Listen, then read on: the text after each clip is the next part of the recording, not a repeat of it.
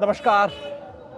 भारत जोड़ो न्याय यात्रा में एक खूबसूरती ये रहती है कि जहाँ जाओ वहाँ कोई अद्भुत व्यक्ति मिल जाता है।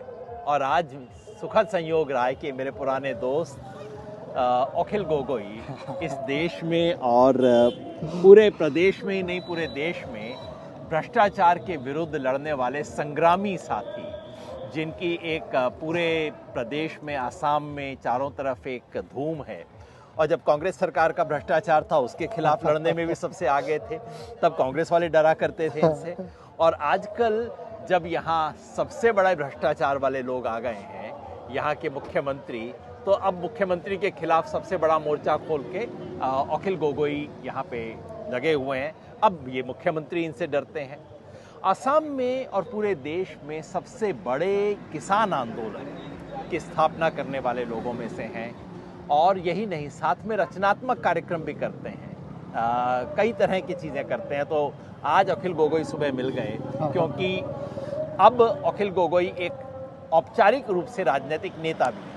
राजनीतिक हमेशा ही थे, राजनीतिक विचारधारा के थे, लेकिन औपचारिक रूप से पार्टी नहीं थी। बाद में इन्होंने राइजौर दल, ये जो सीए प्रोटेस्ट हुआ, जिसमें आसाम में आपको याद होगा सीए प्रोटेस्ट जब पूरे देश में हुआ सीए के खिलाफ, तो सबसे पहला मोर्चा आसाम में खोला गया था और पहले जिस व्यक्ति को अरेस्ट किया गया था वो अखिल गोगोई थे। और सरकार इतनी डरी हुई इनसे रहती थी कि एक केस से बाहर आए तो जेल में ही वहीं पे फाटक पे ही दोबारा पकड़ के दूसरे केस में अंदर, फिर तीसरी बार अंदर।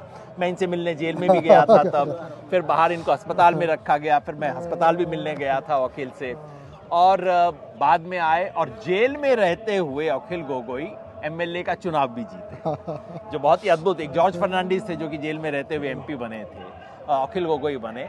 और आज जब भारत जोड़ो न्याय यात्रा आ रही थी तो राहुल गांधी ने ये जो असम के दूसरे जितने भी दल हैं, 12 दल हैं, उन सब के नेताओं को चाय के लिए आमंत्रित किया था। अखिल गोगोई वहाँ आए थे और खुल के बात हुई थी। आजकल अखिल एक बहुत महत्वपूर्ण यात्रा कर रहे हैं, गांव-गांव में यात्रा कर रहे हैं। साइकिल यात्रा है। जमीनी आदमी है, जमीन पर रहते हैं, हवाई चप्पल सचमुच पहनते हैं। ये वो हवाई जहाज वाला मामला नहीं है, इनका हवाई चप्पल वाला मामला है।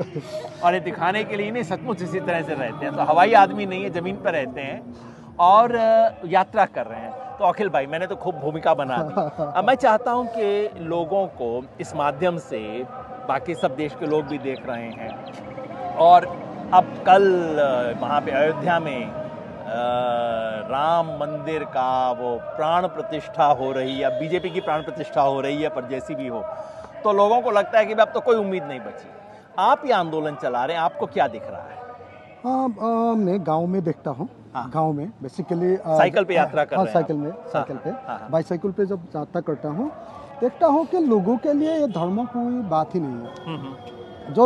जो राम जन्मभूमि का बात बताता है, कल जो राम मंदिर बनाना है, ये राम मंदिर का कोई प्रभाव हम लोग का गांव में नहीं है। इससे गांव में इतना फ़ायदा नहीं है। गांव में बीजेपी जो फ़ायदा उठाता है यह है जो बेनिफिशियरी स्कीम से, जैसे असम में एक अरुणोदय बोल के हर महीना 1250 रुपीज़ करके एक महिला को देता है। अकाउंट ये बिल्कुल मध्य प्रदेश की लाडली बहन योजना जैसी एक योजना है, जिसमें 1250 रुपए महिला, हर महिला को नहीं देते, कुछ सेलेक्ट को देते हैं। अभी तक 29 लाख को दे रहे हैं। जी जी जी। 29 उसका ज़्यादा असर है राम से ज़्यादा। ये तो माने वो गांव में सबसे बड़ा असर है ये अरुणोदय स्कीम का ही। अरुणोदय स्कीम, और दूसरा है प्रधानमंत्री जो किसान योजना है, किसान निधि जो 6,000 रुपए साल का दिया जाता है। यही है। तो इसीलिए मेरा विचार में हम लोग का जो अल्टरनेटिव 2024 का जो नैरेटिव होना चाहिए, ये नैरेटिव हम लोग धर्मों का बहुत बात बोल के, तो जो बीजेपी का जो हिंदुत्व का खिलाफ बोल के हम लोग का ये नैरेटिव नहीं आएगा। हम लोग का जो नैरेटिव बनाना है, ये बनाना होगा एक इकोनॉमिक प्रोग्राम से। तो मेरा विचार से गांव-गांव में जब गया था, सबसे बड़ा हम लोग का प्रॉब्लम है अनएम्प्लॉयमेंट। तो जो अनएम्प्लॉयमेंट जो प्रॉब्लम है गांव में देखा था कि गांव का लोग सबसे ज़्यादा जो यूथ लोग, उस लोग का जो कमानी आता है, या कमाने डेली वेज से आता है। जो डेली वेज से आता है, नंबर 1, तो ये डेली वेज बोलता है जो हम लोग का मिस्त्री बोलता है ना, मिस्त्री, हाँ, हाँ, मिस्त्री के साथ जो मिस्त्री का मजदूर हेल्पर, होता है, हाँ, मजदूर है। बिल्कुल, मजदूर जो तो जो हेल्पर होता है ये हेल्पर रूप से उस लोग कमाता है। और दूसरा है कि गांव यहाँ का कितना सबसे चल रहा है एक दिन का हेल्पर के लिए, कितना पैसा मिलता है? 350, अरे 350 रुपया 350 सिर्फ। हाँ। तो हेल्पर का तो सबसे ज़्यादा 350, हाँ।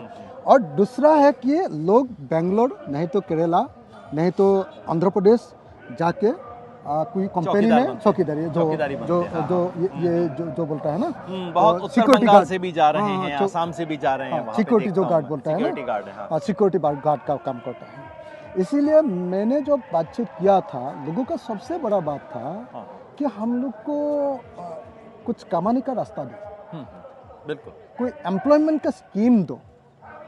इसीलिए 2024 में जो अल्टरनेटिव हम लोग बीजेपी का खिलाफ जो लड़ता हूँ, लोगों का अपोजिशन का, इंडिया का सबसे बड़ा जो नैरेटिव होना होगा, ये अनएम्प्लॉयमेंट इशू को हम लोग इशू बनाना पड़ेगा।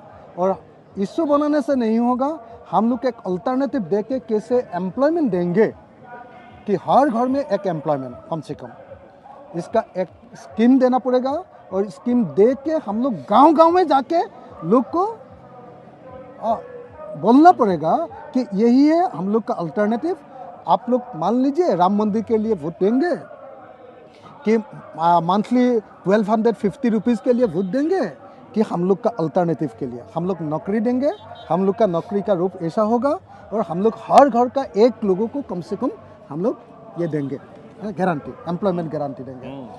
तो मेरा विश्वास, हिंदी में हम यही कहते हैं कि एक छोटी लकीर को आप मिटा नहीं सकते, एक लकीर को छोटा करना है तो साथ में एक बड़ी लकीर तो हमें एक बड़ी लकीर खींचने की जरूरत है, और अनएम्प्लॉयमेंट के सवाल पे वो बड़ी लकीर हो सकती है। हाँ। तो ऐसे कुछ हम लोग अल्टरनेटिव देने से ही कुछ होगा, नहीं तो जितना हम लोग राम मंदिर का खिलाफ बोलेंगे उस लोग का इतना फायदा होगा।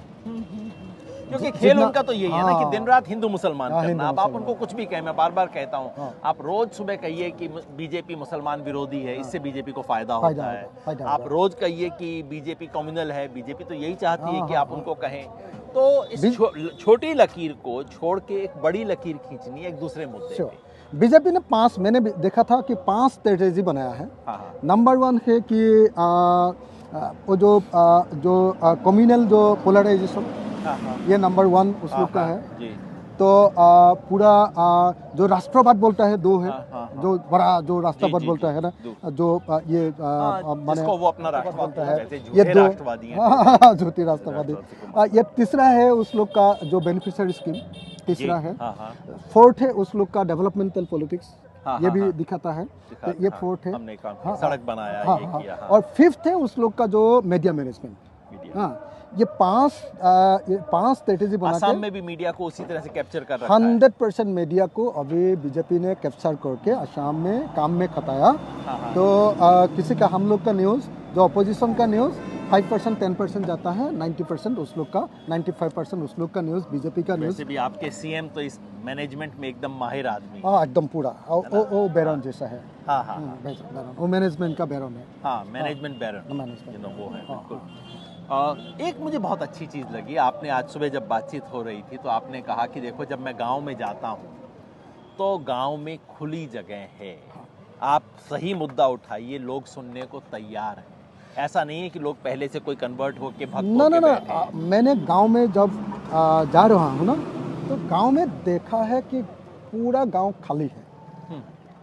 किसी ऐसा कोई गांव नहीं है असम में जहां में बोलेगा तुम बीजेपी का खिलाफ क्यों बोलते हैं, क्यों बोलते हो, तुम बाहर हो जाओ, ऐसा बोलने का कोई अगर सही मुद्दे लेके जाएं तो कर सकते हैं। हाँ, वो पूरा स्पेस है।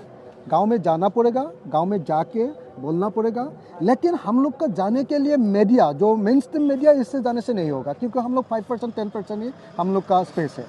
तो हम लोग जाना पड़ेगा कैसे? हम लोग जाना पड़ेगा बाईसाइकिल लेके, हम लोग जाना पड़ेगा मोटरसाइकिल लेके, हम लोग जाना पड़ेगा हर गांव में हम लोग का गांव-गांव में नामघर होता है। आप जानते हो ना? बिल्कुल, नामघर बिल्कुल, नामघर हाँ, हाँ। आप जानते हो ना, शंकरदेव का जो बिल्कुल, नामघर है शंकरदेव ना? का, बिल्कुल। तो हर नामघर में मीटिंग करना पड़ेगा।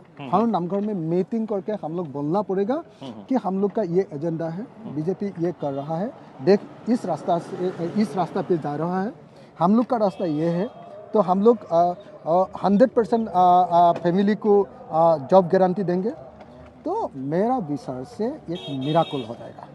लेकिन अभी तक हम लोग अपोजिशन लोगों का घर में नहीं गया है।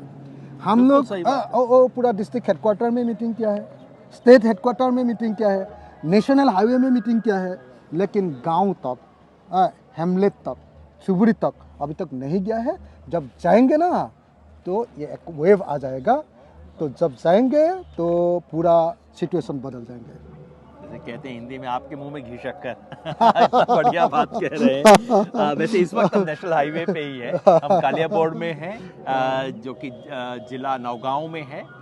वहाँ पे एक बड़ी रैली हो रही है जिसको मल्लिकार्जुन खड़गे जी और राहुल गांधी जी अभी एड्रेस करने वाले हैं। अखिल भाई अभी उस रैली को एड्रेस करके आए हैं। तो एक अच्छी बात है कि तमाम अपोजिशन पार्टीज मिल रही हैं, एक दूसरे के साथ खड़ी हो रही हैं। इस साधारण से व्यक्ति को ध्यान से देखिए, क्योंकि ये वो हैं जो मोदी जी कहते हैं ना पार्लियामेंट में, आंदोलन जीवी। ये वो हैं जिनसे मोदी जी डरते हैं। मोदी जी ने ये आसाम के आइकॉन हैं, और आसाम का कोई भी भ्रष्ट व्यक्ति, भ्रष्ट अधिकारी और भ्रष्ट पॉलिटिशियन, सब इनसे डरते हैं। और इन लोगों को जोड़ के यदि हम आगे चलेंगे तो देश में बदलाव आएगा। सबसे बड़ा मुद्दा यही है। मैं कि एक बात इस चुनाव बताना को- चाहता हूँ। हाँ। तो आप जैसा लोग इतना डेडिकेशन दे के, तो जो एक अल्टरनेटिव बनाने के लिए, एक नया एज लाने के लिए इतना डेडिकेशन देते हैं कि मैं बोलता हूँ कि इतना अच्छा वॉरियर, इतना अच्छा सोल्जर, इतना अच्छा लीडर हम लोग कभी नहीं देखा था। सबको ऐसे- मिलकर करना है अखिल हाँ। भाई। अपने बच्चों के लिए हमें ठीक देश छोड़ के जाना है ना। हाँ, जैसा देश मिला था कम से कम वैसा तो छोड़ के जाएंगे, श्योर है ना। श्योर। मैं बार बार कहता हूं कि इस चुनाव को मोदी बनाम कोई नेता नहीं बनाना, मोदी बनाम मुद्दा अगर इस चुनाव को बना दिया जाए। और सबसे बड़ा मुद्दा है कमाई, पढ़ाई, दवाई। इन सवालों पे फोकस कीजिए, अपने आप इनके पांव उखड़ने शुरू हो जाएंगे। बहुत बहुत शुक्रिया।